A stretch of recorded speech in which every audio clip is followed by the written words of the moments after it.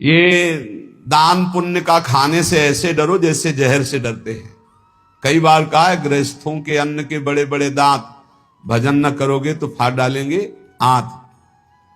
सबकी भावना बनती कि हम साधु सेवा करें, होती है कि 4 रोटी हम पाते हैं तो 2 पवाएं, ऐसा होता है।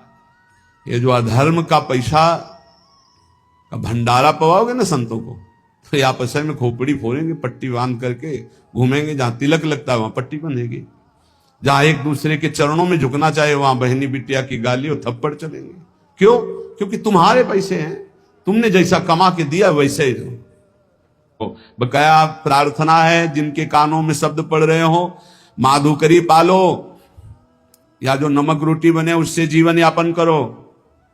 ये दूसरों के द्वारा दिए हुए बहुत प्रकार के मेवा पकवान मिष्ठान अगर खाओगे तो आपस में बुद्धि आपकी द्वेष राग करेगी, लड़ाई झगड़ा करेगी, भगवत प्राप्ति नहीं कर पाएगी। नच दक्षिणाम, बिल्कुल कड़े रहो। भरण पोषण करने वाली स्त्री जी हैं, यहां वही भेजेंगी जो पास करके भेजेंगी, पूछने की भी जरूरत नहीं पड़ेगी। बस कड़ा स्वभाव रखो, तनिक भी किसी से लेने की चाह ना हो। गरज होगी तो विश्वंभर स्वयं अपने आप करेगा, तभी बुद्धि शुद्ध रहेगी। उतना ही हमने देखा है महापुरुषों को भी भंडारे में पाते हुए, बहुत वीतराग परमहंसों के साथ रहे तो ऐसे लिया, उतना ही लिया जो उदर पोषण के लिए जरूरी है। 2 कचौड़ी, 2 पूड़ी, थोड़ी सब्जी, बस। महाराज ये गुलाब जामुन ना, दक्षिणा ना भाई ना, खप्पर में लिया और गंगा किनारे बैठ के पा रहे, कुछ नहीं बिगड़ा। उचित, जिस दिन उत्तम पदार्थ जो संसार में कहे जाते हैं उस दिन आपका आधा पेट होना चाहिए। लेकिन कोई कोई तो उस दिन न बाल भोग करेगा, ना पानी भी ज्यादा पिएगा, क्योंकि पेट का संध्या से बंद हो जाते हैं किसी किसी के। तो कल है ना भंडारा, तो संध्या से अब वो ही पा लेंगे। 20 लड्डू, 15 गुलाब जामुन, ये वो ठास के हैं। अब क्या होगा उनका? जब खून बनेगा तो फिर मारपीट, लड़ाई झगड़ा।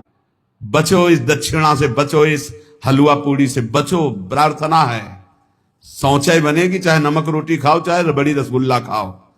और जो खून बनेगा वो खून जो है तुम्हारी बुद्धि को भ्रष्ट कर देगा, टिकेगा नहीं शरीर में। वो ऑपरेशन, फोड़ा फुंसी, रोग इनके बन करके निकलेगा, फाड़ के निकलेगा। गृहस्थों के अन्न के मोटे मोटे दांत, भजन न करोगे तो फाड़ डालेंगे हाथ। इसको याद रखो, ये ब्रह्म सूत्र है।